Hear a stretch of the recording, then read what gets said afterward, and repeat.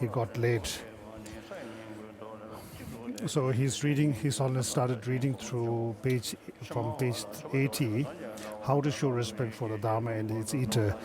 The Sutra for Siddhikarpa says from there. I will try to read a little bit wherever it is possible. Otherwise, I'll have to just keep on jumping. The Sutra for Siddhikarpa says, listen to the Dharma with singular faith and respect. Do not mock it, nor disparage it. Make offerings to the teachers of the Dharma. Develop the attitude that they are Buddha's equal.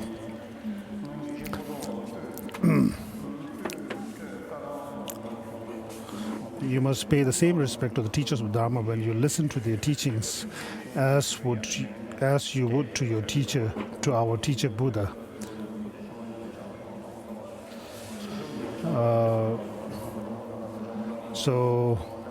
It goes on. Asanga's Bodhisattva level says that you must listen quite free of delusions, the mind undistracted by the 5 things explained before. You should also be free of pride. There's further mention of 6 things that should be present while you listen. 1, the right time. 2, deference. 3, respect. 4, a lack of anger. 5, the intention to put the teachings into practice later. 6, an absence of arguing with the teacher. Let us take the first of these, the right time. The Guru must give a teaching if he feels happy to do so, if he has no other pressing duties, etc. So you would not request or listen to his teachings whenever it suits you, as this would be most presumptuous and selfish. Geshe Buddha was once staying in Ganden Monastery in the uplands of the central province, editing many scriptural texts, which was a headache. A man came to him and requested teachings. Geshe Buddha stood up and, adopting a rather angry manner, drove the man away. The man beat a hasty retreat, which only goes to show you should be skilled in your timing. One shows deference through prostrations and rising in the teacher's presence. Paying respect includes washing his hands and feet. A lack of anger is not getting upset if you have to do a chore on his behalf. Arguing with means being haughty. It could also mean holding some of the Dharma and its teacher in contempt, an action related to your delusions.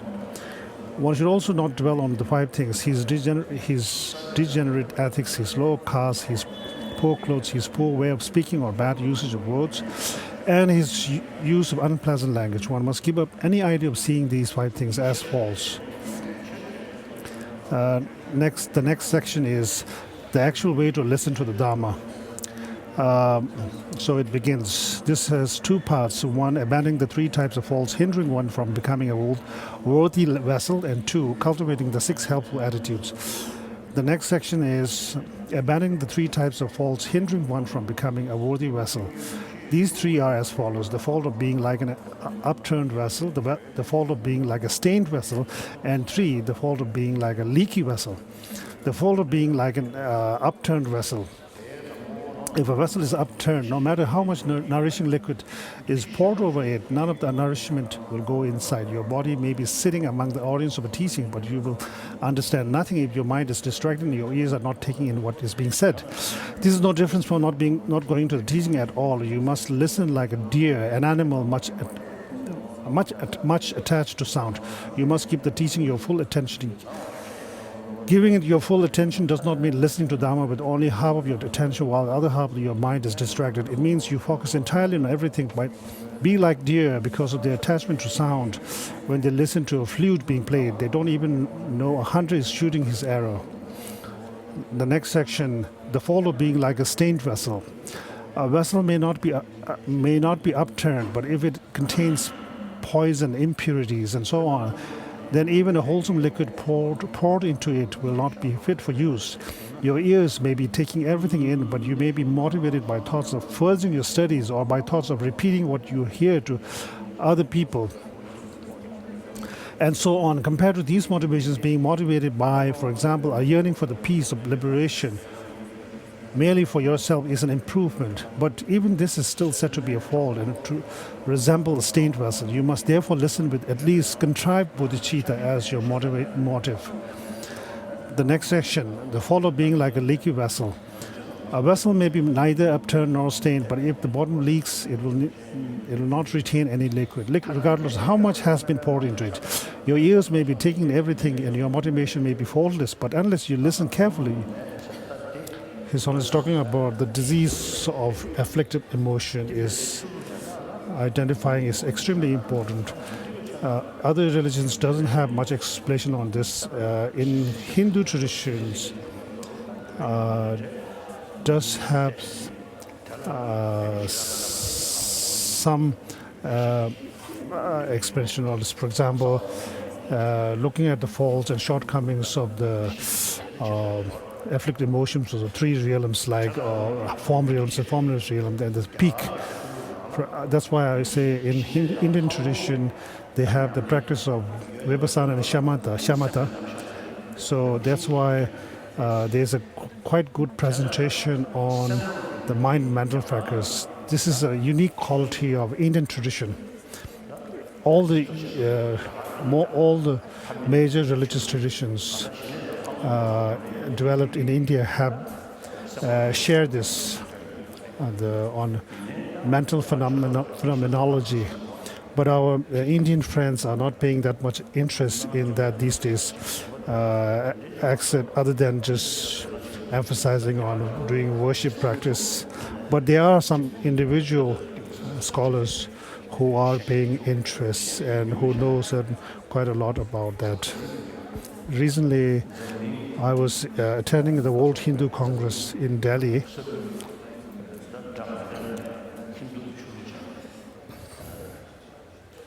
And at that conference, I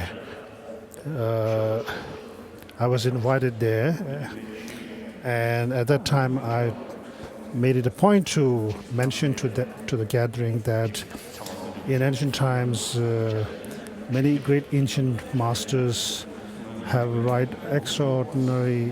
For example, if you read Pramana Vartika, you can tell that there were extensive debates between Buddhist and non-Buddhist Indian traditions in ancient times on logic and valid cognition.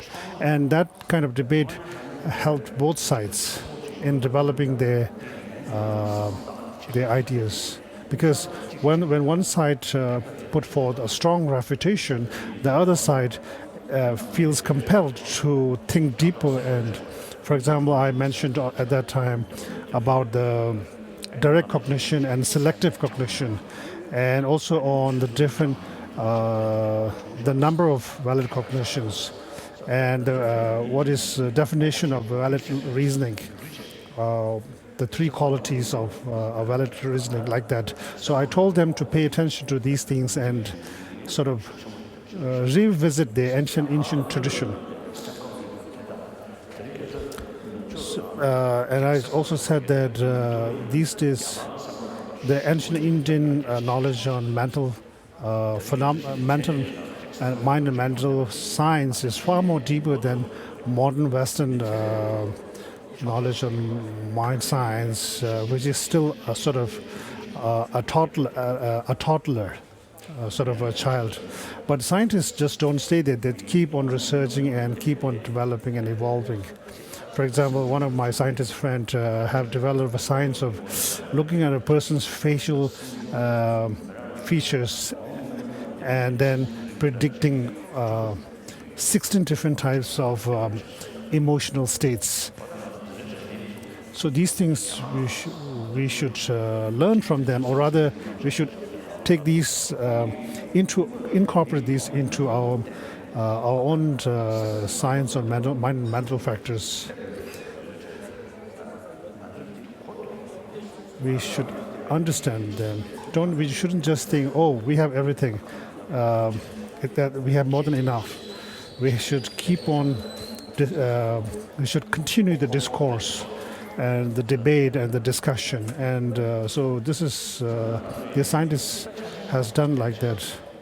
we have this tendency to stick to the stereotype, not moving one inch more forward, not backing up 1 inch behind. So the monks, abbots, and geishas and teachers here, we should not just stay in our monastery and think, oh, we are in this monastery, we have more than enough. Even if we cannot leap and jump like beetles, we should sort of move slowly ahead. In Dalhousie, at that time, they were in the older times. Gen Yima was there, Teo Gyobyo Rinpoche was there. I had the occasion to mention to them that about these things, and since then, a lot of changes has occurred. Today, therefore, nowadays, for example, we have paying attention to modern science. So, in the last 50 plus years, we have moved forward a lot, but we have much more to move forward, and keep this in mind. Generally speaking, here since 10 plus years, in the last 10 plus years, in the 3 monasteries, we have started this voluntary science program, and I've met a number of these teachers who participated in these science programs, and these teachers were greatly praising the monk students who participate in these classes, because these monk students don't know English well, so this language problem, and the scientists themselves came from the West. They don't know Hindi, neither Tibetan. Secondly, the Tibetan monk students, they have no background in maths, because in science, maths is the language to teach science. However, the teachers, when they teach the monk students, they found out that the monks have a very powerful logical approach. They immediately can get a good grasp. The monks can say, sort of very powerfully think, okay, if this is so, then it must be like that. If it is so, then the next logical sequence should be like that. So they have a very strong, powerful analytical power, and that's due to the dialectics debate and logic study they are doing here. Which is a legacy of the Nalanda tradition. So we already have the material, and now we just have to add on. Sometimes I brag a little bit and say, in the last 30 years, during my exchanges with scientists and dialogues with them,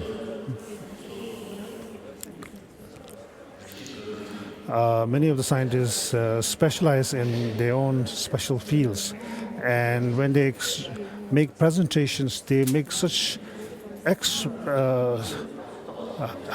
remarkable presentations. But if you listen carefully, you can see sometimes see there are some contradictions. And later on, I mentioned to them with great respect that you said this at the beginning, you said another thing at the end, and then don't you think there's a slight contradiction there? And then they are saying, oh, this is something we have to rethink over. So even though they are big scientists, so we, on the other hand, are so used to trained in this Buddhist Nalanda tradition of analyzing and debating, and that helps to even use that same skill in even in modern fields like science, and then make us confident to talk to them and debate with them. So we do have this skill is really remarkable. So this is just a side talk. So we have a very rich heritage on debate, logic, and mental science. So on this field, like even within India, within Indian traditions, non-Buddhist Hindu traditions, sort of they have very limited, very thing to say on this thing, and the Nalanda tradition that we are preserving has a lot to say. So we should carry on and continue the dialogue and the discourse, and further make progress. So in this world, the reason why there are so many problems is because we are not able to look at afflictive emotions as fault, negative. Also, those who believe in God, they just single-pointedly believe in God, but they are not able to look at afflictive emotions as destructive. Look at those people who are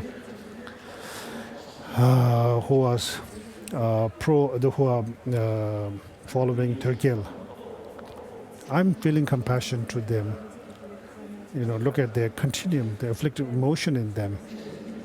If I advise them, they are not listening, and they have every freedom to do so. I cannot help.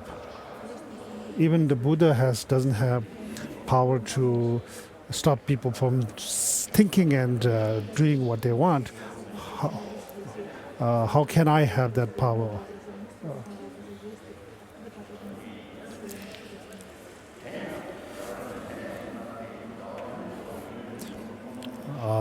So page hazırlıyordu.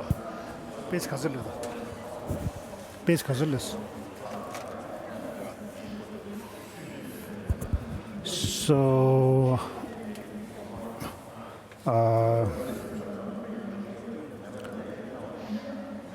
so His Holiness, His Holiness passed through is right now on the section on cultivating the 6 helpful attitudes, and then out of which the first one is the developing the attitude that you are like a patient.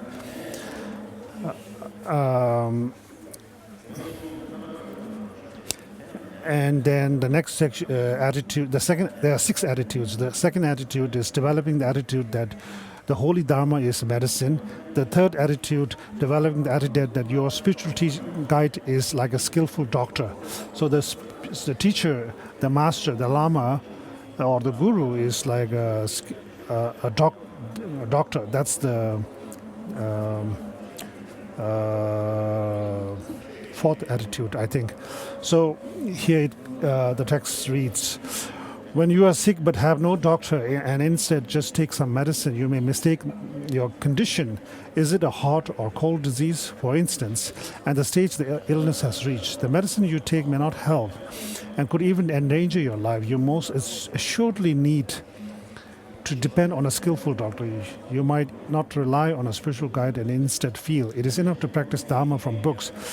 But you must not develop any realization or insights from your recitations and meditations and so on. Your mind stream would become more and more set in its ways. Thus, when you decide you should practice the Dharma, you must seriously rely on a spiritual guide as you would rely on a skillful doctor. As a patient, you are very happy when you find a doctor.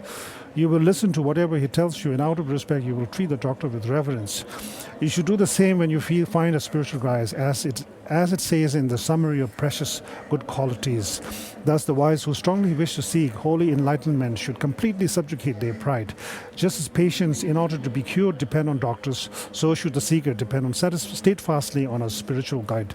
The next section is developing the attitude that diligent practice will cure the illness. The medicine is a thing that helps the patient's illness, but perhaps the patient doesn't follow the doctor's advice and instead just leaves the prescribed medicine by his bedside. When the patient does not do that, what the doctor says, do what the doctor says, and does all the things he says not to do, and never gets better, you cannot blame the doctor and you cannot blame the medicine, because the patient brought it on himself.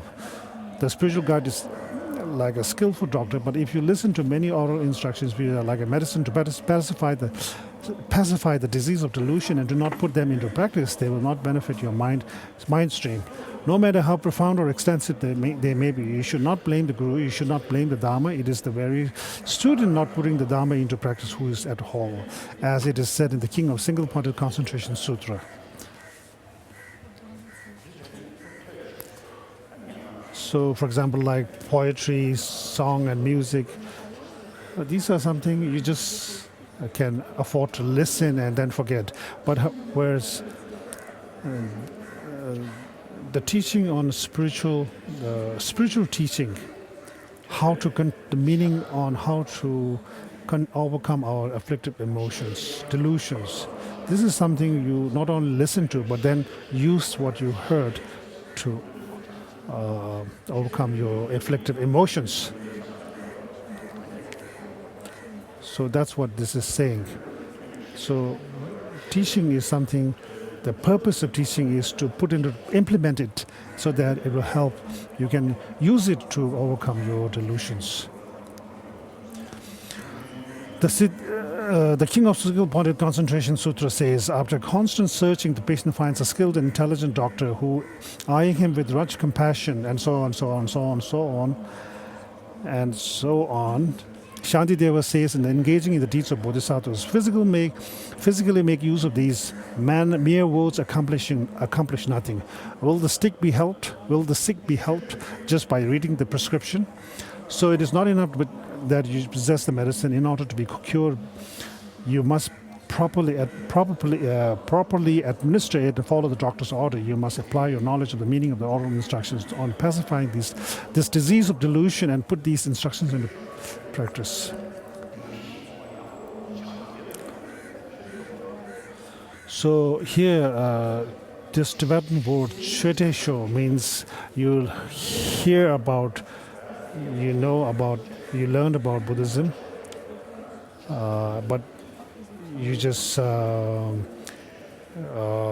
it just sort of you are not. It doesn't move you to sort of practice. His Holiness says this happens only basically only when you don't understand profoundly.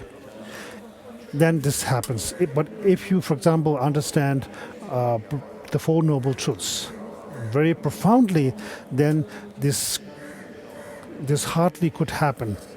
And if you have a real profound view of emptiness and dependent arising Four Noble Truths, then there's no way but to feel compelled and inspired to engage in practice. I think His Holiness is on page 87 right now. But the King of Dhamma said the following on the need to combine study, compassion, and meditation.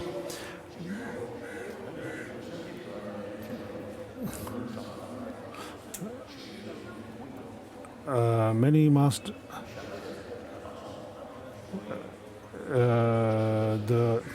the Azong of Sharze Monastery and Lam Rim, they were telling, and many others like them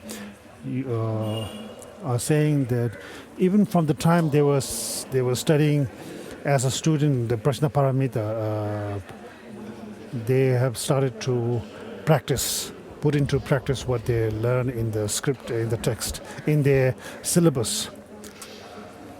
So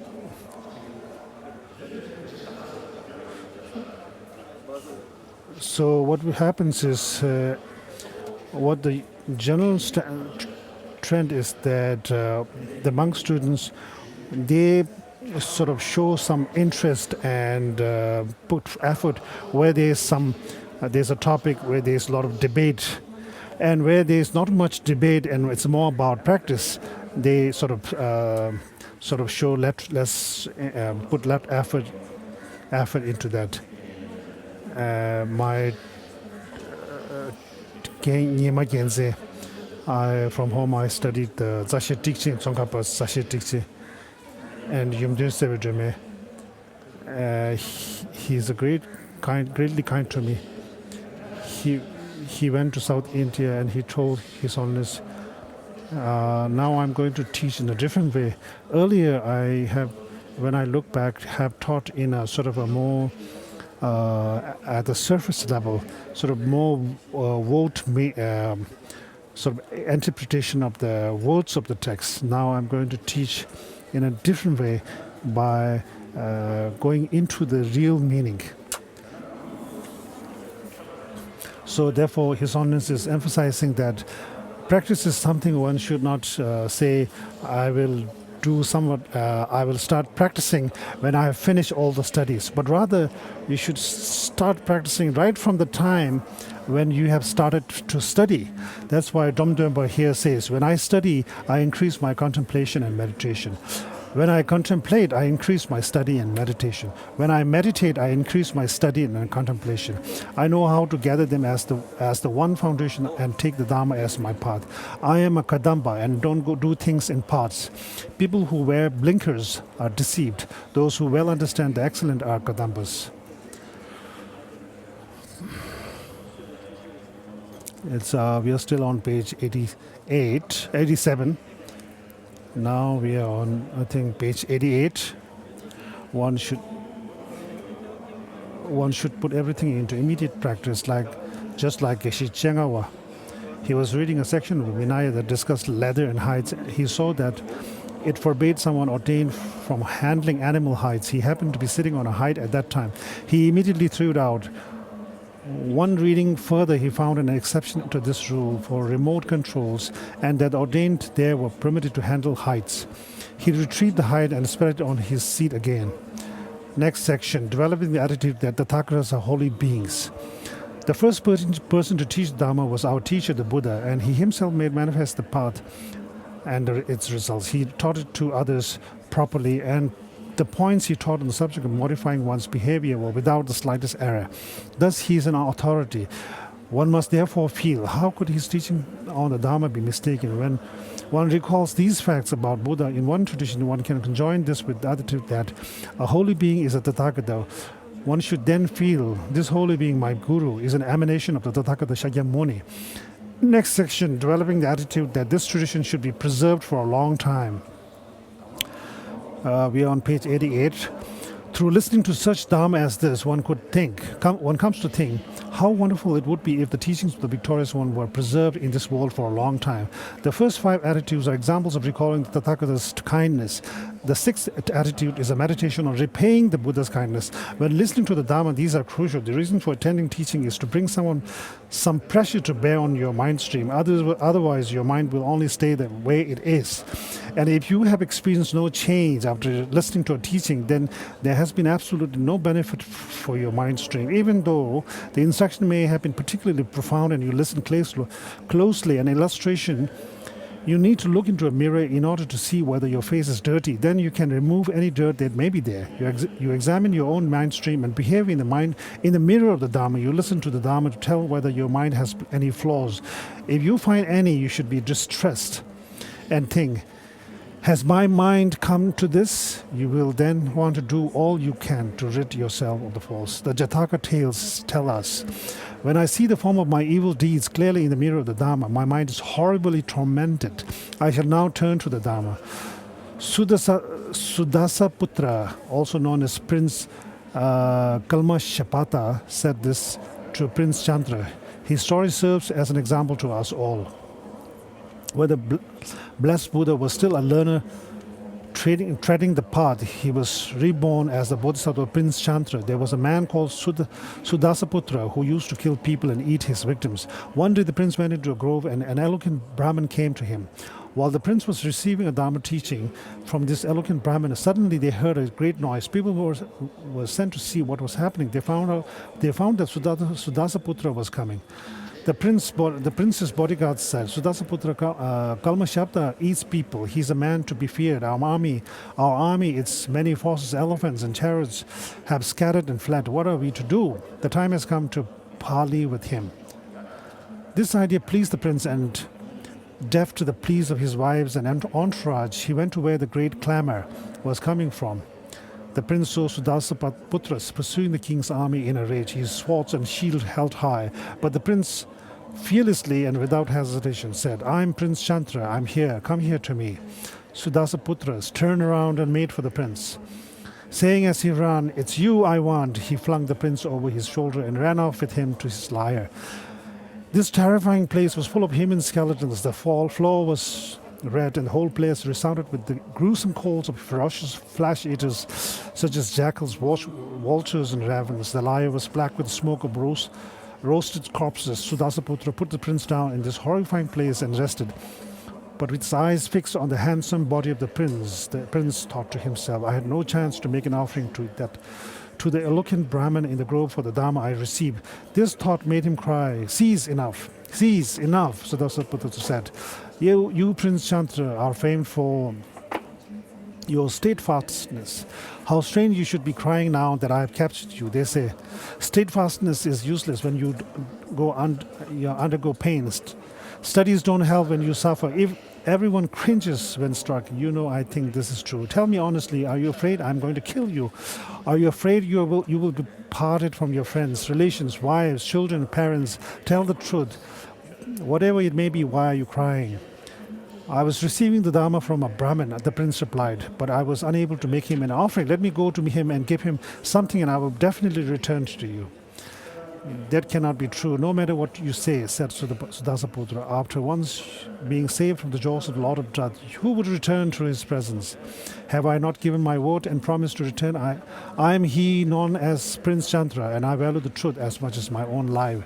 I do not trust what you say. However, I am willing to test you," he said. "Go back and we shall see if you really value the truth. Go back, complete your business with the Brahmin, and whatever it is, then return quickly. I will get the fire ready to roast you, and I will wait for you." The prince returned to his home and gave the Brahmin 4,000 ounces in gold as payment for the 4 verses. For the 4 verses the Brahmin had taught. The prince's father tried various means to stop him, but to no avail. The prince returned to the lair of Sudasaputra, who was astonished to see him in the distance. The prince told him, "You may now eat me. I know the time to eat. I know the time to eat you." Sudasaputra replied, "The fire is now smoking. If I roast flesh when the fire is smoking, it will stink of smoke and the taste will be ruined. In the meantime, teach me what you have heard from the Brahmin, which you claim is so important." The Brahmin's eloquent word told how to distinguish between non-dharma and dharma. "Your evil ways are worse than the man-eating rakshas. What good could study possible do you?"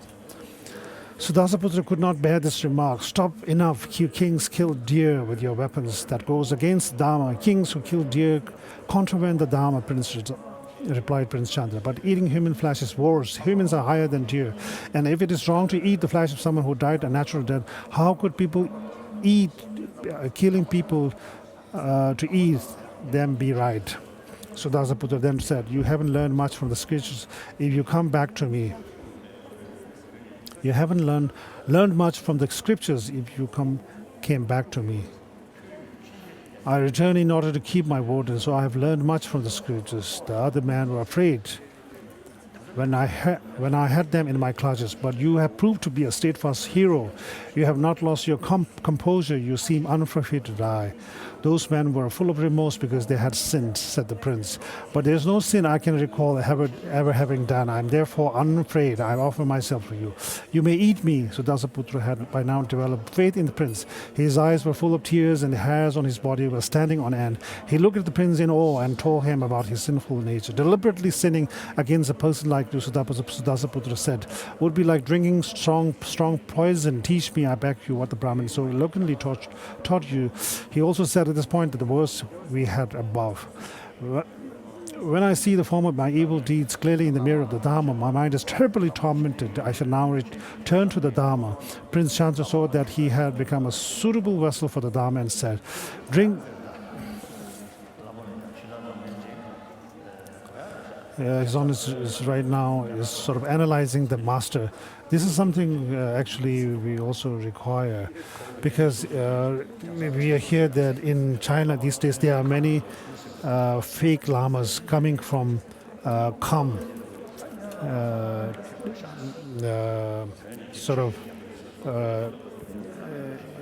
cheating disciples. So I met one Chinese man who was saying this. I told him then, don't treat them like masters. Just teach them, treat them as a friend, and ask them more questions on Dharma. So it is. It's okay to consult somebody, learn Dharma from some monks, but it's also one should also make sure that you ask a lot of questions, question the Lama, and so this is very important. Otherwise, some fake lamas cheat students, and it's disgrace for the Dharma. I know one person called Tibetan, who was the 13th Dalai Lama's horsekeeper. He went to see a doctor and told him to be careful.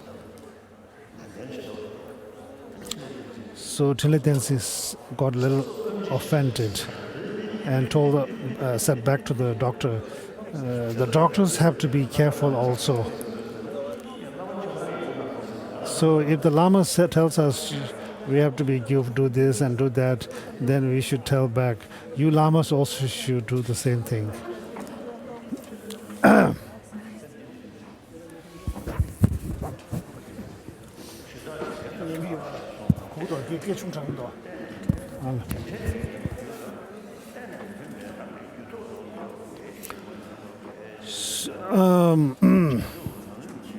So in this way, the Prince Chandra subdued this monster, and I think right now we're on page 92. The Buddha Dharma, His Holiness is saying, is as pure as a gold. After through the three analysis, it has been proven pure. So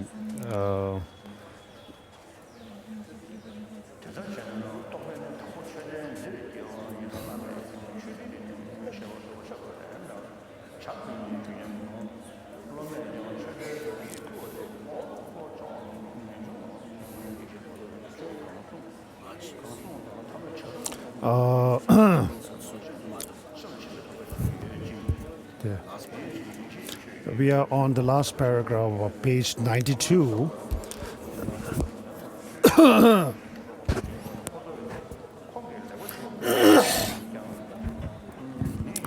So page 93, beginning, whatever Geshe Pothowa taught benefited people's mind, even his anecdotes about birds. There was also a great scholar called Geshe Chugye, but his instructions were not beneficial for the mind, no matter how profound or extensive they were. Some people mentioned this to Pothowa, and Pothowa said, all his teachings are rather eloquent, but there is a difference between the way we teach. Pothowa was asked to explain further. He teaches in order to communicate facts, while all my Dharma targets the internal. That is the difference in our teaching. So if His Holiness says, if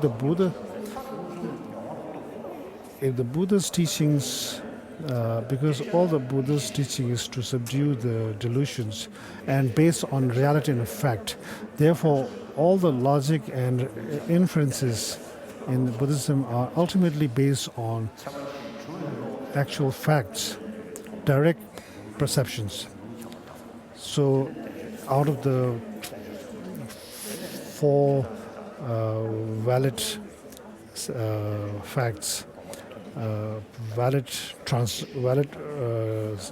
statement, valid treatises, and valid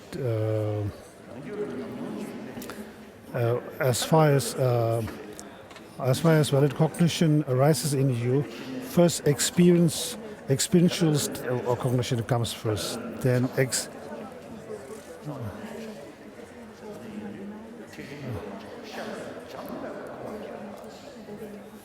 So His Holiness is explaining about the Buddha Dhamma being Nung Tsema, Danger Tsema means like unmistaken, the Buddha thing faultless, and it's based on what is called as the four kinds of four standard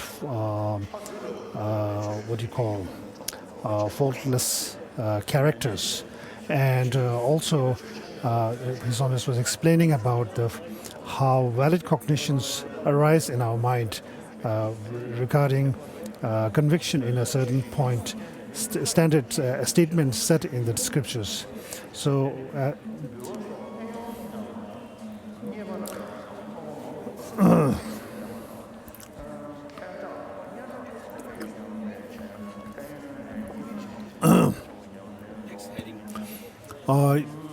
his teachers, in order to communicate, while all my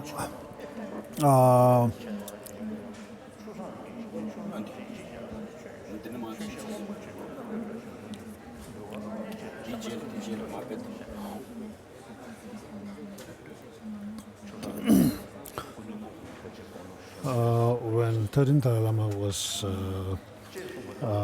here, there's a mention of the Chusang Rizhi. The 13th Dalai Lama, when he was young, went and stayed there for a while. Chusang Lama Rinpoche, and was a close associate of Chusang Lama Yishi Gyaltso.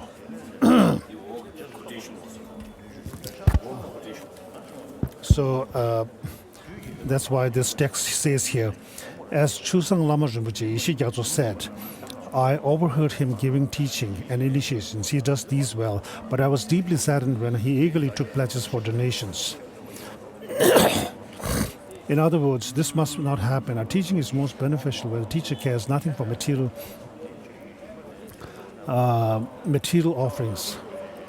He cares nothing for the plea for altruism Sutta mentions 20 benefits. Maitreya, Genpema Genze and his and Ling Rinpoche also used to say, some geishis, after finishing their geisha examination, they start giving classes to monks, students, and then they knowledge start becoming better and better. Therefore, you shouldn't stop studying after you have finished your geisha examination, because after your studies, you should continue to study, and your real knowledge of Dharma, Buddhist philosophy, becomes better after that. It's because we are studying Dharma for the sake of attaining liberation and enlightenment, and attain these grounds and paths, not for the sake of geisha examination. Therefore, our study must continue for our lifetime, during our entire lifetime.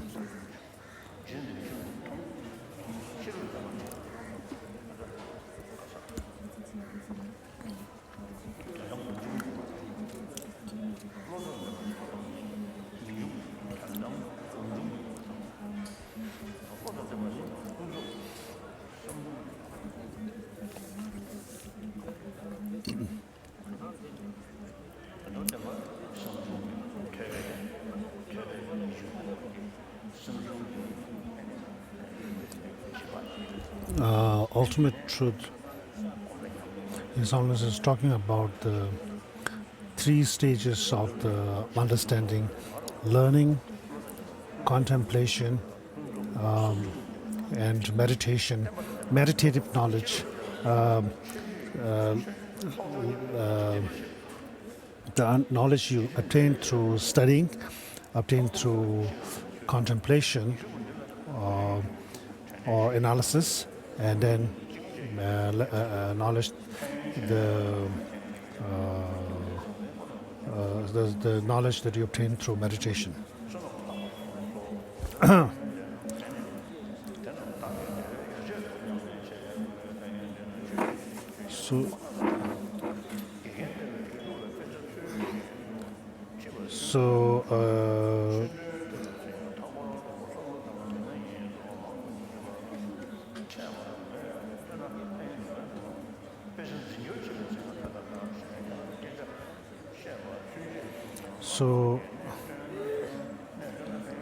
So you will. It says we are still in page, and at the end of page 95, you will receive the benefits if you do this. Do the same thing when you memorize a text.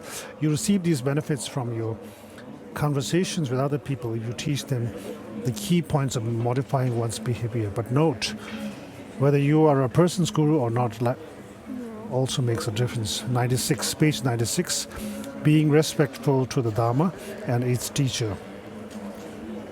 Mawan Thapo said, the Buddha, our teacher, set up his own throne when he taught the Holy Mother. That is when the Bhagavan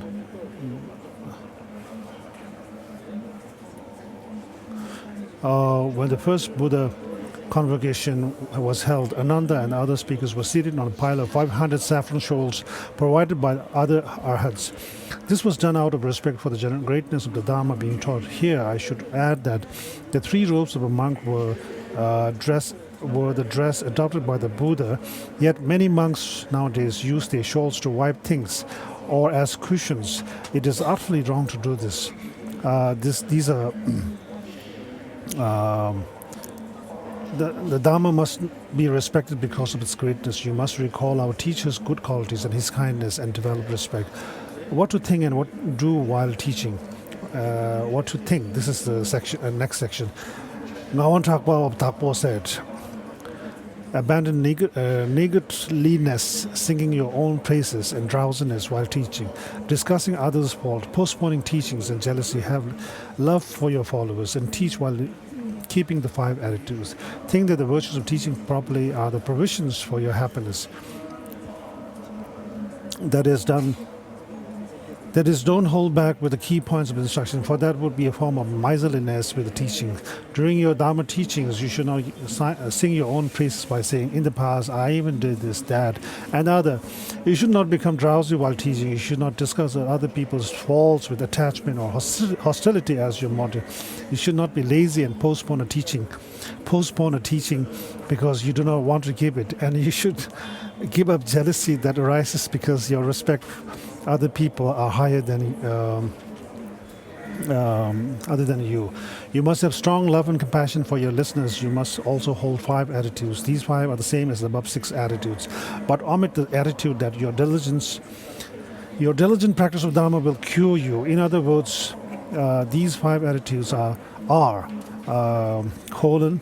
They are patience. The Dharma is the meditation.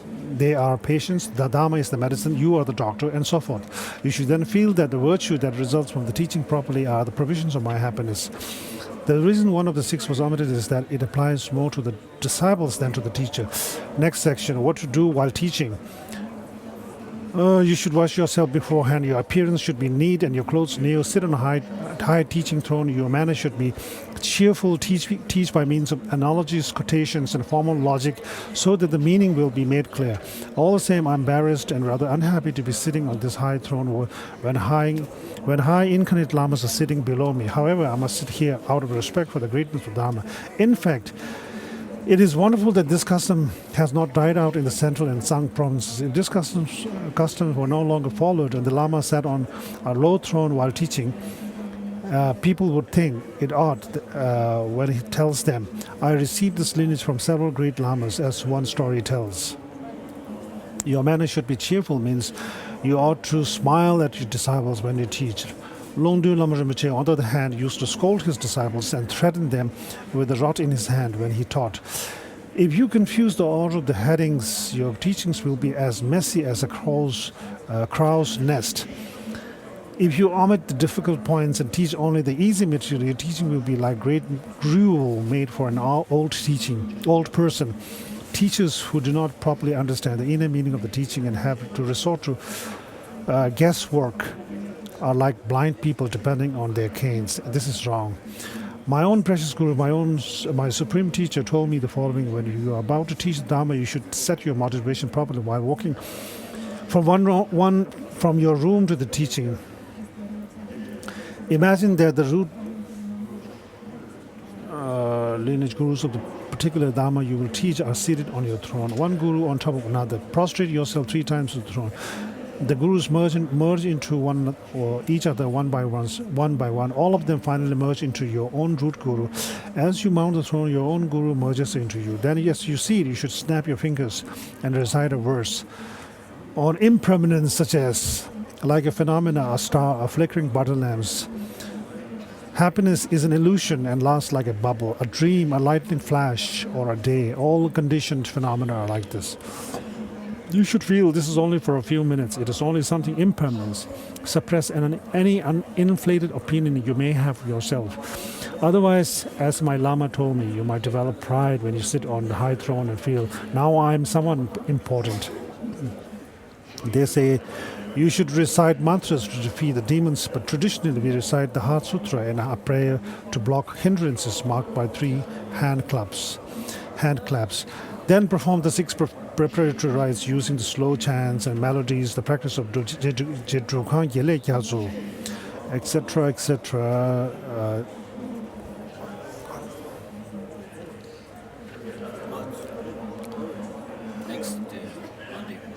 His Holiness is on page 99 on the section, the difference between the people you should teach and those you should not. So,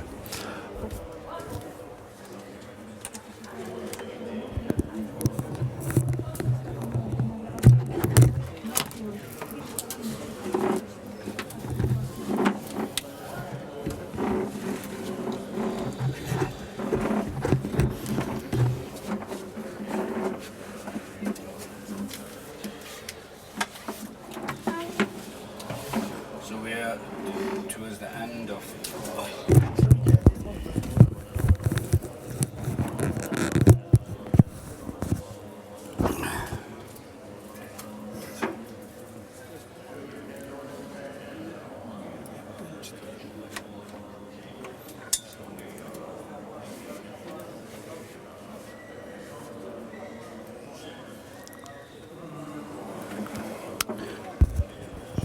It seems 2 pages are missing in the new edition, in the soft copy.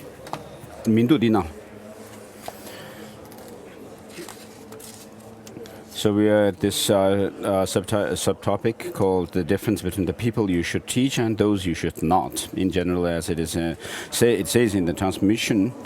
So,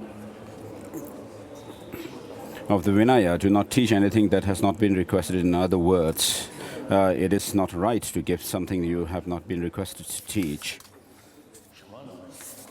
And now we come to the end of the part 1 and switch now to Lam Rim.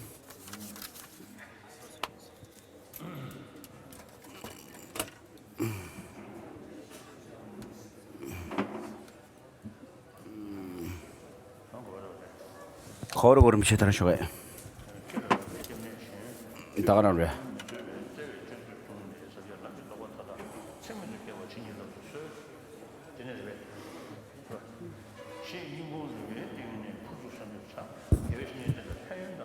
So it's just about the thinking about or reflecting on the advantage of relying on a guru and disadvantage on not relying on a guru.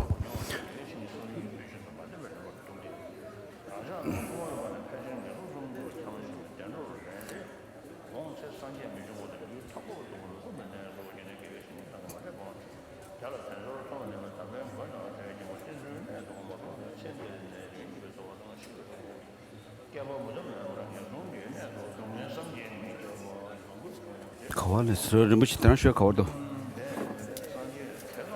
트란쇼게 거울에 삼시하서디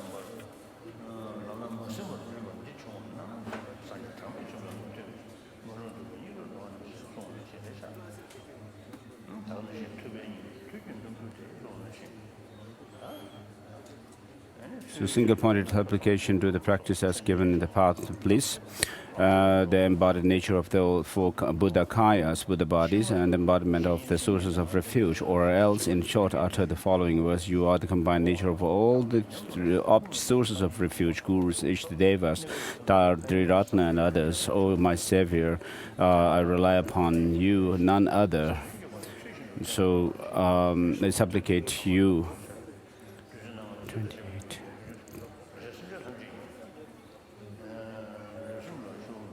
So if we correctly rely on, if we correctly relied on our spiritual teachers, whatever spiritual practices are undertaken, we undertake, such as doing our studies, reflection and meditation, we would be successful in them, and in future we would all be under the guidance of qualified teachers.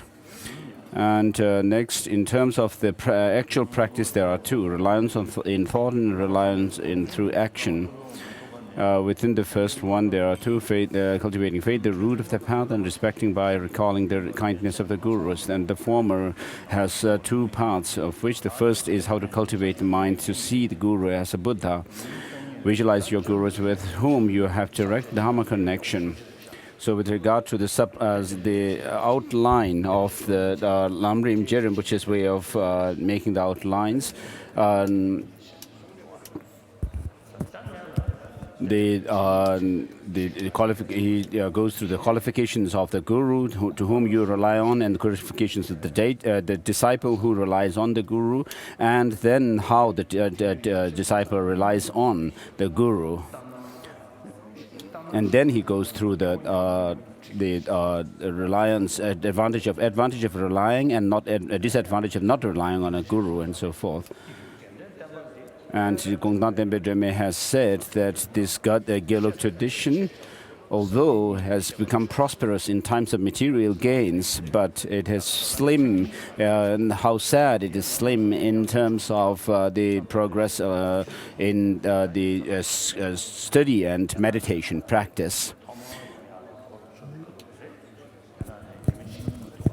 So in the beginning, when Chinese from mainland China came to see me, one Chinese came to see me, and about 20 years ago, 30 years ago, and he told me that many Tibetans come to his teaching, come to China proper, and they as they become more and more familiar with these people, what they found was they had actually gradually found that these teachers have come to seek money and women. And so he asked whether I can do anything about it. And so I told him, I'm living in India, I cannot do anything from here. But what you need to do as Chinese people, you need to actually study about the qualifications of the gurus, and then check those people who come to you, whether they actually have these qualifications of the teacher.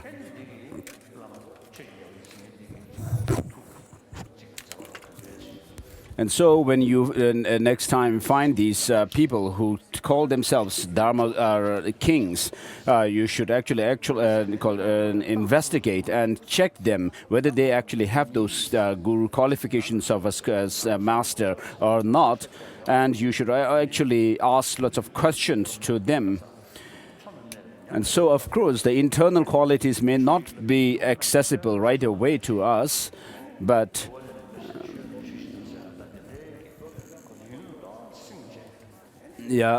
as we have in our logical text that from some kingfishers flying above some region, we can kind of infer from afar that there is a water there.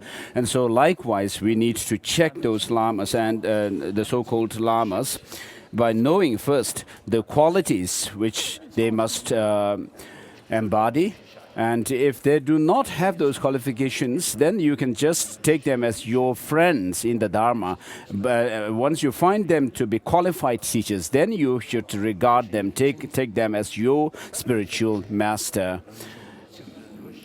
And so in Lam Rim Chemo, what is this phrase?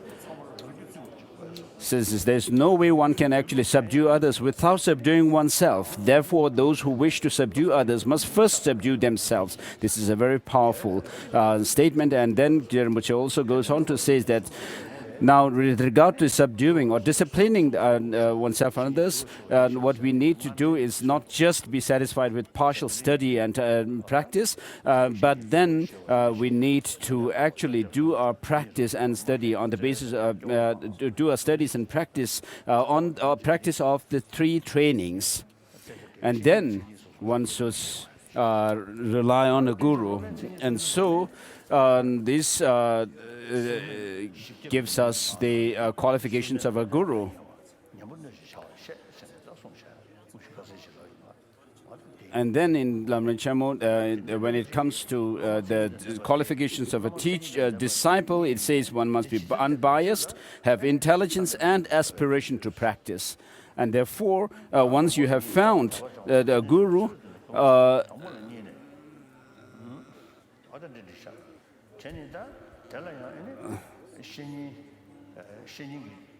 one should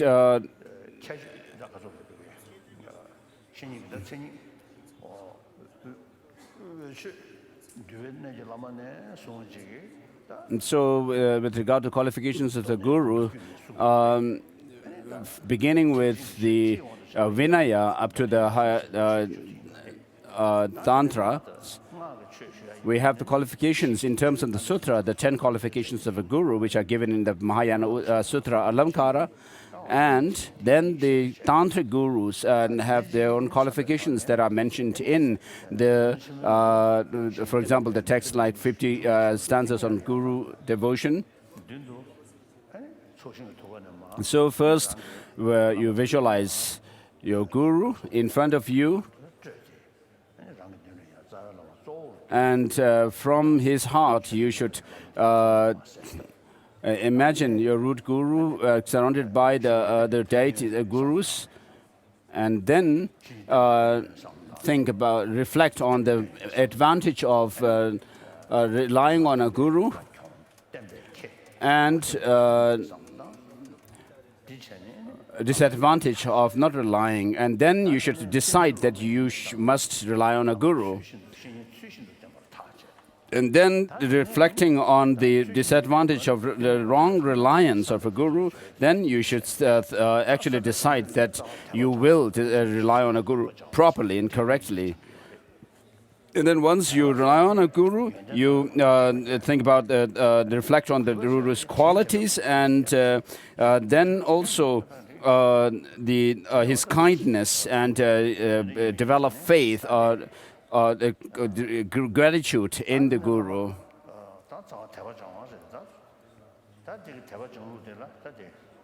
And so with regards to developing the faith in the guru,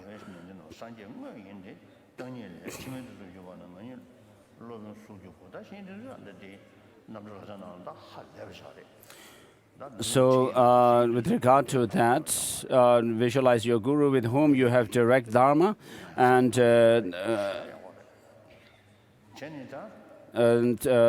dharma connection, those you have heard a single stanza and more, emanating from the heart of the Guru Munindra and sitting in the sky before you. While observing them, ponder that it is said in the dual analysis. So these are very beneficial to meditate on. In the times to come, I will myself be in the physical form of a teacher, and so because you want gain, you should see the purpose or the reason that you should rely on a teacher, and that you can rely on a teacher, and how you would rely on a teacher. And then when you even see some faults of the Lama, that could even be used as a catalyst for seeing the Lama's qualities as well.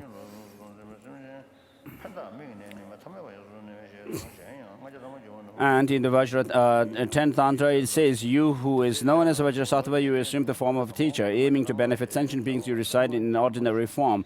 And also, during the last 500-year phase, I will assume the form of a teacher. Think in your mind, it is me, and show your respect. And so, know that the victorious Vajradhara himself prophesies that in the future there will come a time known as the last 500 years, which is when the Dharma is at its lowest ebb, and a time intensely rife with the 5 degenerations. And as such, at such a time, Vajradhara has said that since the disciples to be would be very unfortunate if he manifested in the form of a supreme emanation body, those beings will have no access to him. So he told they should not be disappointed, since he would serve the interests of others in form of which would be suitably accessible to the sentient beings themselves, and therefore they should perceive the person who appears to them as their teacher as Vajradhara himself, and should be respectful to him accordingly. Feel that all of the teachers are Vajradhara's display of ordinary being in the form of teachers for us who have no karmic vision to see a real Buddha in order to take us under his care and guidance. Since a single guru appearing in ordinary form cannot display all the enlightened deeds, Vajradhara has shown in many forms, different forms of guru, manifesting as a guru for reading alphabet. Vajradhara teaches us reading by spelling out the letters and compound readings and so forth, so on, and manifesting as precept master and assistant. Vajradhara gives us Rabjung precepts and ordain us as Shramanas and Bhikshus. By manifesting as Vajra master, Vajradhara confers upon us the empowerment of the different sets of Tantra, and by manifesting as our holy teachers, Vajradhara gives us profound explanations of great treatises of our classic texts and guided teachings on the stages of the path to enlightenment. Thus, Vajradhara leads us to the practice of a complete path. And then this may be illustrated by the manner in which Arya Avalokiteshvara displayed numerous forms in order to tame disciples in order to tame the beings of snowland such as these. First, he procreated the human race in Tibet. Then, by assuming kingship, he prescribed the 16 moral principles for human beings. And by assuming the form of translators and teachers, he disseminated the precious teaching of the conqueror through the translation of the Dharmas. There are the sources which indicate that Bhagavan Buddha manifesting in the form of teachers. When the complete and perfect Buddha was giving a teaching to his retinue of many disciples on the very high hill in South India, when he was about to pass away, the Bhagavan knew the thought of the Bodhisattva meaningful to behold, who felt in his heart that after the Buddha passes away, we would have no one to teach us. And the Buddha told him this, meaningful to behold. In the times to come in future, I will appear in the form of precept masters. I will abide in the body of teachers. And then, the Buddhas are freed from 4 rivers of birth, aging, sickness, and death, but the spiritual teachers are not freed from them. So how can they serve transmigrators in the body of teachers?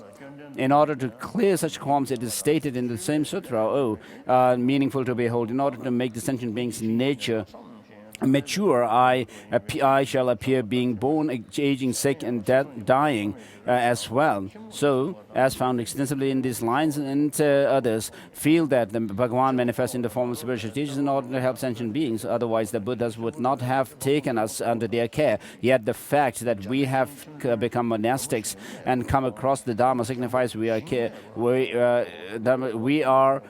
cared for and guided by the Buddhas. The Buddha himself has said he would assume ordinary forms. Therefore, how can mere ordinary appearance be a proof of not being a Buddha? How can a low, ignorant person like me have the good fortune to exactly see all the invisible secrets, the excellent qualities of Buddhas? Nevertheless, just going by the qualities that are commonly accessible to us, the spiritual teachers have extraordinary qualifications. They are much learned, are steeped in practice, are chaste, and have little craving for material things, and so on. And judging by the way the teachers serve as disciples, they must have been intentionally manifested by the Buddhas for our sake. Therefore, pray, O Guru Deity, bless me and all sentient beings to be able to see all our spiritual teachers as real Munindra Vajradharas.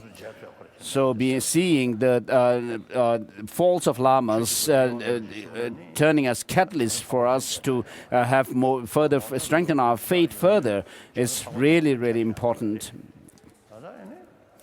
So we have no direct access to the enlightened beings, the Buddhas, and even the Bodhisattvas on the pure grounds.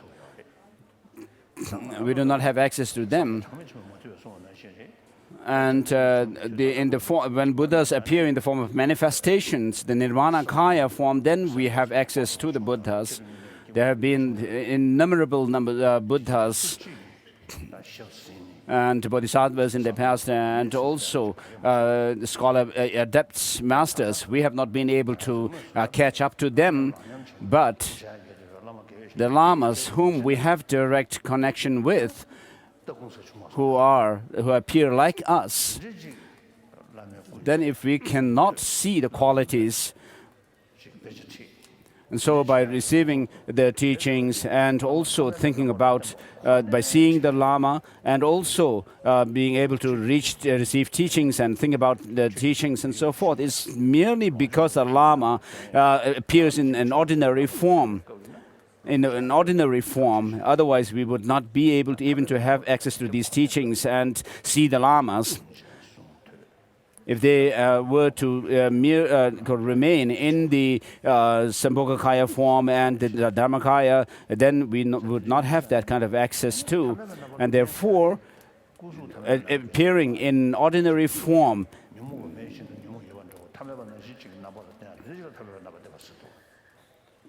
not just mean that the body is ordinary, but the ordinary appears as ordinary body, but even within their mind, they appear as if they have these negative emotions. And therefore, because of appearing in such a form, it is we should feel grateful to the lamas for their kindness.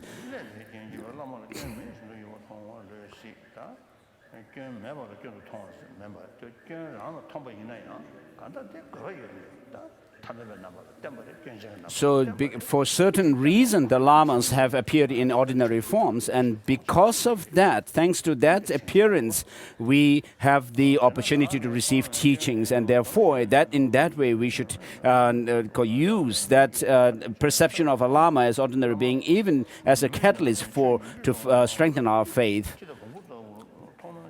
So you may have come, the Buddha have eliminated all the faults and attained positive qualities, but my teachers have many faults, like having full mind, being lusty about material gains, and having little knowledge, which are all driven by three inner mental poisons. Therefore, I believe they cannot be Buddhas. But the response, that is only appearance of your own misperception into those faults. As it is found in the sutras, that in the past, people like Lekar or Devadatta created immense negative karmas due to their impure perception of Buddha, and because of which they, in spite of actually seeing him in person, found the Buddha to be conglomerate of faults, and though the Buddha did not exhibit those faults, they still perceived them in him due to their own mental delusion. So judging by this, that it is quite certain that since they are consciously manifested in ordinary forms, the faults seen in my teachers are apparent aspects. Moreover, if it is mentioned that even beings who have achieved high realizations could have wrong impressions about of their spiritual teachers, for example, a Sangha who had attained the third Bodhisattva ground, seeing Bhadarak Maitreya as an infested bitch, Maitrepa seeing Shavaripa, the master of Lord meditators, indulging in inappropriate things like killing swines, Naropa seeing Talopa roasting fishes alive, Tembuba, a novice a monk seeing the female deity Vajravarahi as a leprous old lady, the Buddha Jana seeing Sri Mitra as an old householder lady plowing her fields. Then for someone like me, whose afflictive emotions have not diminished and who is plagued with bondages, I am fundamentally bound to have all kinds of illusions. Even when under the influence of some temporary conditions, if we get illusion, like seeing a yellow conch which is incommensurate with the reality, that is a white conch. When you look at it while you are afflicted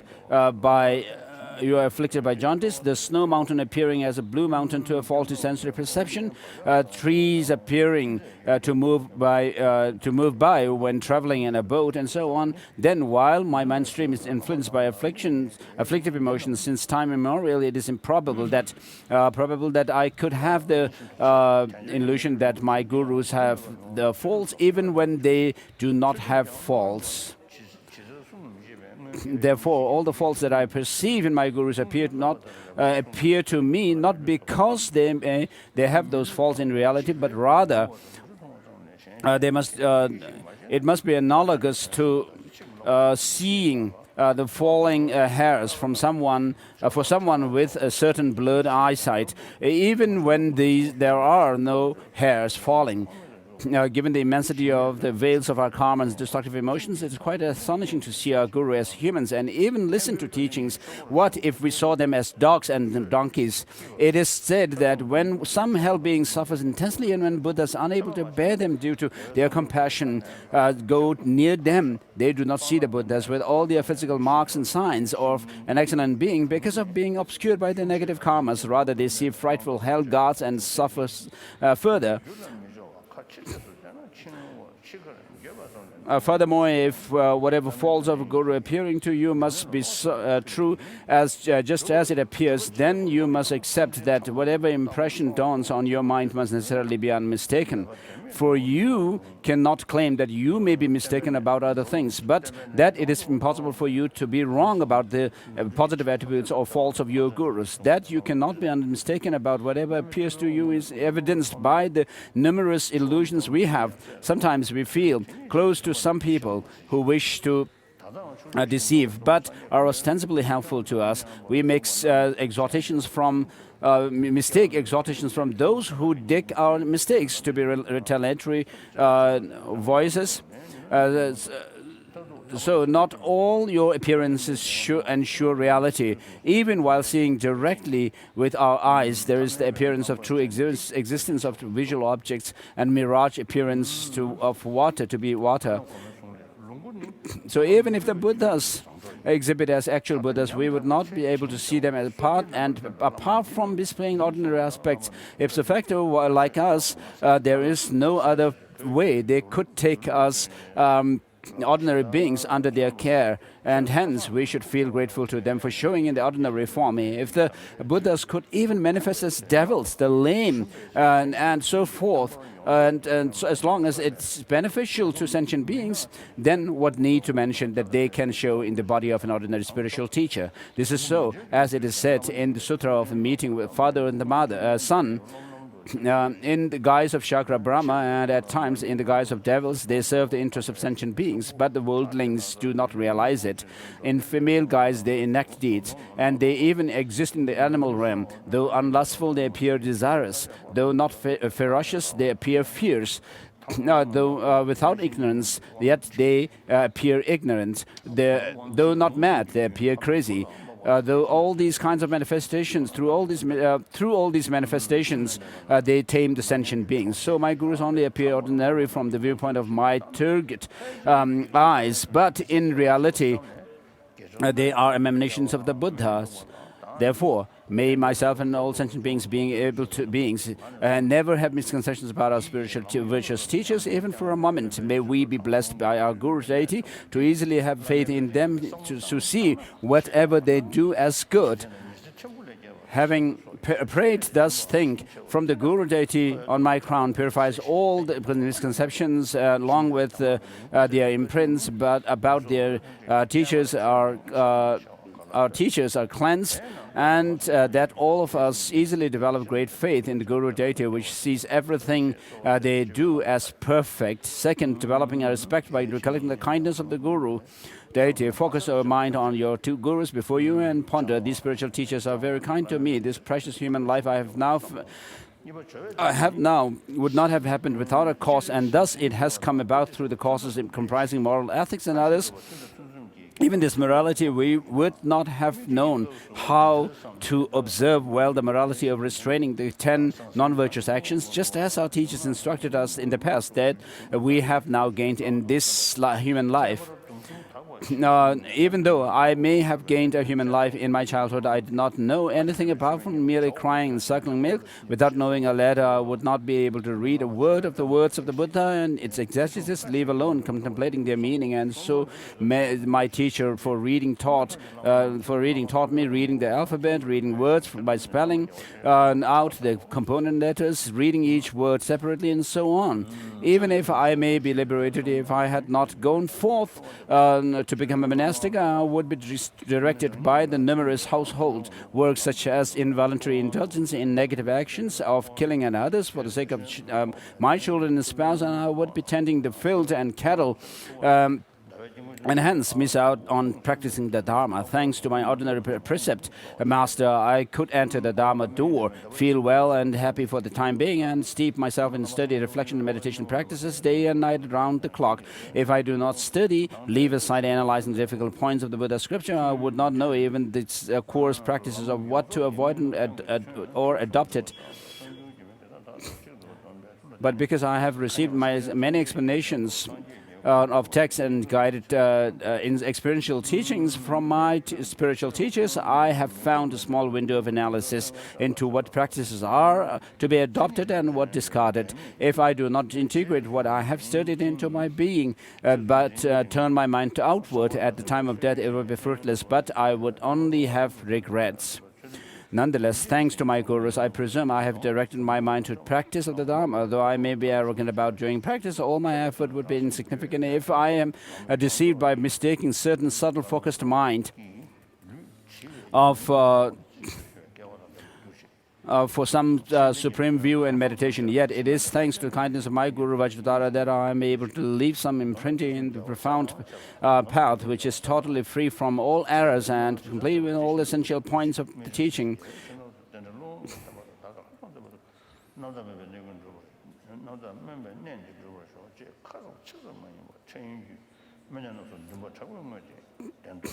I could not be there during the times of all the scholar saints who appeared in their past, from the peerless mighty sage to Nagarjuna Sangha, the elder Adisha, Dhamtempa, and foremost master Tsongkhapa and his spiritual heirs, and so forth. Presently, I do not have the fortune to see the face and hear the voice of the Buddhas as numerous as atoms of the Ganga who reside in the pure ram, in the 10 directions. At such a time that my gurus kindly give me the fit instructions of the steps of the path to enlightenment, the quintessence of the gist of all the scriptures, which if I could put into practice, it is beyond doubt that I would be able to achieve the short-term goal of higher rebirth and ultimate goal of omniscience, whichever I pursued. Therefore, these spiritual teachers in ordinary aspects. Let's move to spiritual, the Namdo Lakchang, Pabongka Rinpoche's text.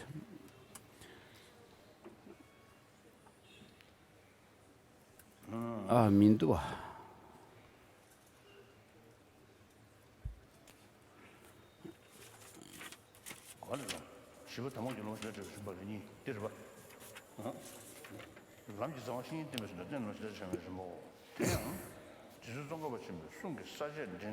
So what things to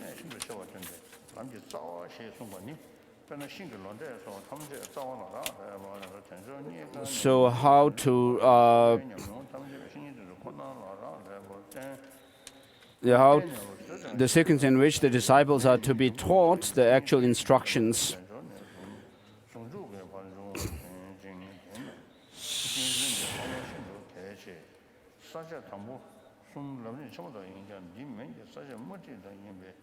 So on page 104, this is headed into 1, the root of the path, devotion to spiritual guide, and then the stages of how to train the mind after you have begun. And these headings were drawn from great Tsongkhapa's text. They teach one of the points most crucial to our practice. The root of the path tells us the following. All of the trees, leaves, fruits, and so on depend on its root. All insight and realization from the difficulty of gaining the optimal human rebirth to the unification of normal learning similarly derive exclusively from one's devotion to a spiritual guide.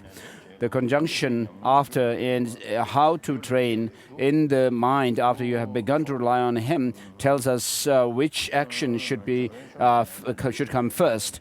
It tells us that all realizations after the unification come from proper devotion to our spiritual guide. Thus, it is vital to devote ourselves properly to spiritual guide at the outset. The first three major headings we have already covered and are also found in the great stage of the path. The headings that follow are different. They are drawn instead from concise discourses. The root of the path, devotion to spiritual guide. This has two subsections. What to do in your meditation session and what to do between sessions. And a most important point is being made by having these two headings, one heading for the meditation sessions and one for times between sessions. The whole of person's daily routine can be broken up into full day periods, and each can be divided into what happens during the meditation session and what happens outside these sessions. Thus, any action of your body, speech and mind occurs either during the meditation session or between sessions. If you make both of these periods meaningful, the whole day becomes meaningful. Extend this over a period of months, years, and so on, and your whole life becomes meaningful. This is crucial. What to do in your meditation session. This has 3 steps. The preparatory rites, how to pursue the main part of the session, what to do at the end session. It is wrong to pay scant attention to the preparations. If you want to make a good cup of tea, for example, you must take it seriously from when you buy the tea. Similarly, if you want to develop religious experiences during the main part of the meditation session, you must accumulate the causes by diligently carrying out the preparatory rites. There are 6 of these. Cleaning your room and arranging the symbol of enlightened body, speech and mind, obtaining offerings without deceit and arranging them beautifully, adopting the 7-featured sitting position of Virachana on a comfortable seat, after which you take refuge, develop bodhicitta and so on, while in a specially virtuous frame of mind. And fourth, practicing the merit field, and fifth, the offering the 7 limbs, prayer and world mandala, practices that contain all the key points of accumulation and self-purification, and 6 further petitions which follow the oral instructions made in order to be sure your mental stream is sufficiently imbued by your meditation. Cleaning your room and arranging the symbols. Survana Dvepa Guru, according to his biography, used to clean out his own room. The source of this practice is the sutra that says, the bodhisattva sits cross-legged in clean surroundings. The reason why you must clean your room is as follows. If you invite your guru or some official to your home, you would give your room a good sweep, wouldn't you? Similarly, when you invite your guru, the victorious ones, and their children into your room, in the course of your meditation, you should clean it out of your respect for them.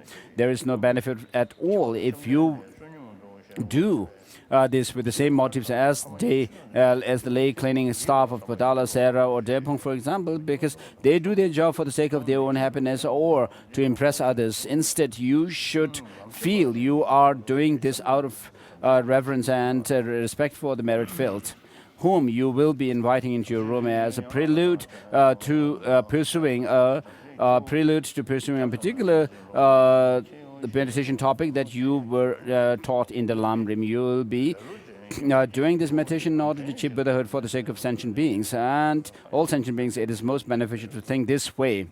One sutra tells of 5 benefits. One's mind will become clear, other people's minds will become clear. It pleases the gods, one collects karma to be beautiful, and one will be reborn in celestial realms when one leaves this body. My own precious Guru told me that the gods who uphold virtue are constantly visiting the human realms and protecting people who... So this is to wake you up, those who have fallen asleep. This needs. Uphold virtue and constantly visiting and protecting people So if you have, perhaps had a deep sleep, you might have heard me something, but very vaguely, who practice Dharma properly, but not cleaning your room discourage them, and they cannot be offer their protection because they avoid unclean things and would be unable to surround you. And cleaning your room pleases your gurus, the Buddhas, and so on, not just the gods who uphold virtue. You will collect the karma of to be beautiful. This does not merely refer to having physical beauty. It will also cause you to have pure ethics. Pure ethics may not have the body may not make the body handsome, but it is something most beautiful to the perception of the Buddhas and their children. As the great Tsongkhapa said, the discerning are clothed in modesty. This is ethics, not fine satins. Eloquence adorns their throats, not a necklace. Their guru is their crown jewel, not some gem. We are told we will be born in celestial realms, but we should take this to mean, above all, the Buddha felt. Arya Chuda Pantak achieved authorship through cleaning a room. I shall briefly tell you his story.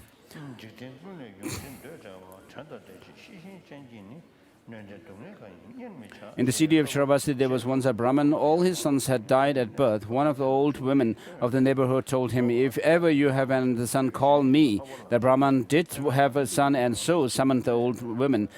She told him to wash the baby, swaddle it in white, and fill him out with butter and give it to a girl to look after. The Brahmin was instructed to tell the girl to take the baby to a certain crossroads where four highways met. She was to pay her respect to any holy men or Brahmins who happened by and say to them, "This baby pays homage at the feet of your noble one." If the baby lived, she should return it at the sunset. If it died, she should abandon it. The girl was conscientious and spent the day at the great crossroad. For some Tirthika priests passed by. First, some Tirthika priests passed by, and the girl followed the old women's orders. The priest said, "May this child survive a long while. May its life be long, and may its parents' wishes be fulfilled." Later, some monks passed by, and they said much the same. The girl then took the child on the road to Jadavan Grove. She met the Buddha on his arms round. She did as before, and the Buddha said the same as the others, and adding, "May its parents have all their dharmic wishes fulfilled." Come, some said the girl saw the baby still alive, so she took it back home. It was given name Mahapantaka, the great road, and because it had been taken to a highway. Mahapandaka grew up and became a scholar in all branches of Vedic law. He taught the esoteric teachings to 100 Brahmin boys. The Brahmin had another son, and so again he summoned the old woman. The same course was taken, but this time they entrusted the baby to a lazy girl who only took him to a small lane. No holy men or Brahmins came by. The Buddha, who constantly looks upon all beings throughout the 6 periods of day and night, could tell that no one was going to use the lane. So he went there himself. The girl prayed to him, and he responded with the same words as before. Later, she saw the child was still alive and carried him home. He was named Chudapandaka, small road. When they grew older, he tried to learn to read. He had to learn words like Siddham, but when he had read the syllable Siddh, he would forget the Dham. But the time he had remastered Dham, he had forgotten Siddh. Chuda's teacher told his father, the Brahmin, "I must teach many other Brahmin boys to read. I cannot teach him." Chudapandaka was sent to a professional reciter of the Vedas and made to read these. First, he had to study the word Om Bu. By the time he mastered the Om, he had already forgotten Bu. On mastering the Bu, he had already forgotten Om. It drove his teacher to despair. The teacher told the boy's father, your other child Mahapandaka understands with only a minimum of instructions, but I cannot teach him. I have other boys to teach." So the name Chudapandaka came to mean dullest of the dull. small and smallest of the small. The parents of the two Pantakas, later died. Mahapantaka became a Buddhist monk, Buddhist and a monk. He became a scholar in the three baskets and an arhat. Chudapantaka's inheritance ran out, and so he went to his elder brother Mahapantaka, examined his brothers to see if he had any potential for the Dharma. Maha discovered that he did, but that it depends on Mahapantaka himself. So he ordained Chuda. Chuda then spent the next 3 months trying to learn this verse. Do not let your body, speech, and mind sin. Be free of desire that afflicts all the worldly. Have remembrance. Be vigilant. Avoid anything harmful, any suffering. The local cowherds overheard the verse, and even they learned it, but Chuda failed. Arya Mahapantaka had at one time thought to himself, how can I tame Chuda? Shall I praise him or insult him? He saw that insulting him would tame Chuda, so he upbraided Chuda, grabbed him by the collar, and drove him out of the Jadav Grove. Maha said, you are dull, the dullest of the dull. Why did I ever ordain you? Stay here. Chuda thought to himself, now I am no longer even an ascetic, I am not even a Brahmin, and he wept. The Buddha, our teacher, went to him, urged by great compassion. Pantaka, why are you crying? He asked Buddha. My abbot has insulted me. The Buddha said, some things are praised by churls, some things are praised by churls, some things are disgraced by scholars. Better to be disparaged by a scholar than praised by a churl.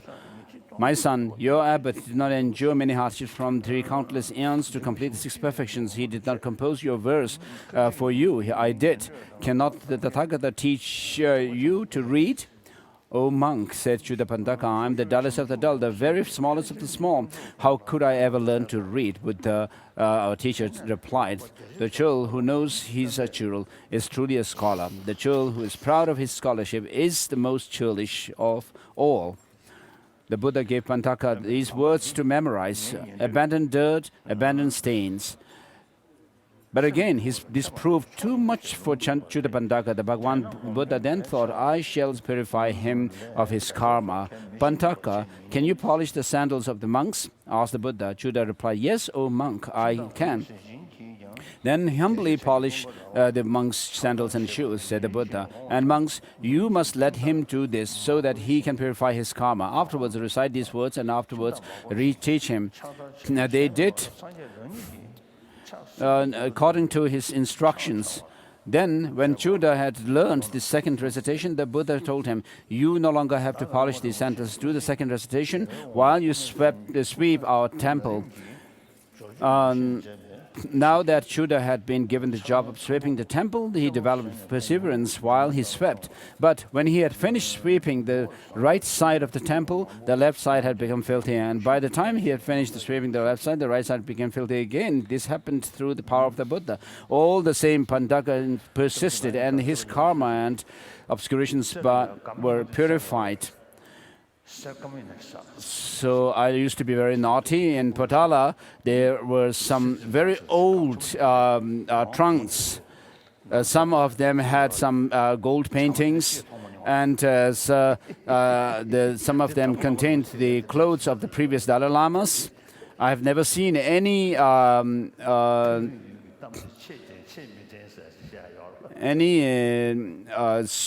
broom there. So I'm telling the truth. Perhaps Dalai Lama Rinpoche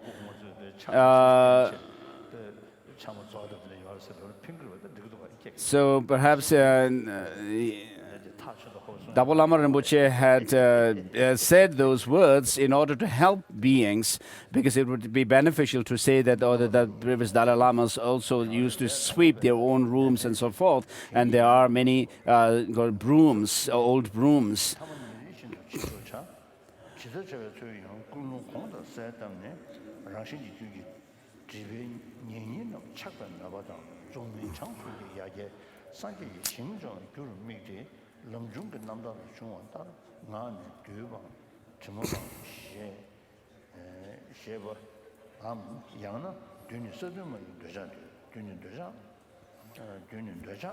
And now that Judah had been given this, I've read, this happened through the power of the Buddha. Okay.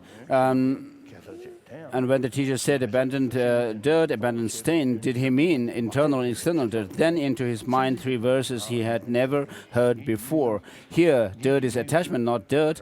Dirt is the name for attachment, not for dirt. Scholars reject this kind of dirt. They scrupulously follow the Sugata's teachings. Here, dirt is hostility, not dirt. Dirt is the name for hostility, not dirt. Scholars reject this kind of dirt. They scrupulously follow the Sugata's teachings. Here, dirt is benighted ignorance, not dirt, and so forth, and so on. He tried to fathom these verses, and through his meditations, he received arhatship.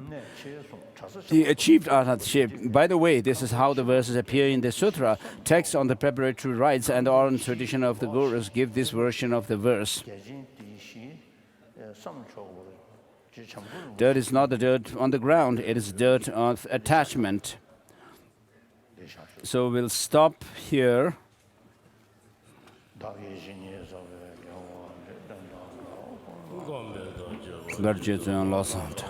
Tembe Ningbo Ringdo Seje Sho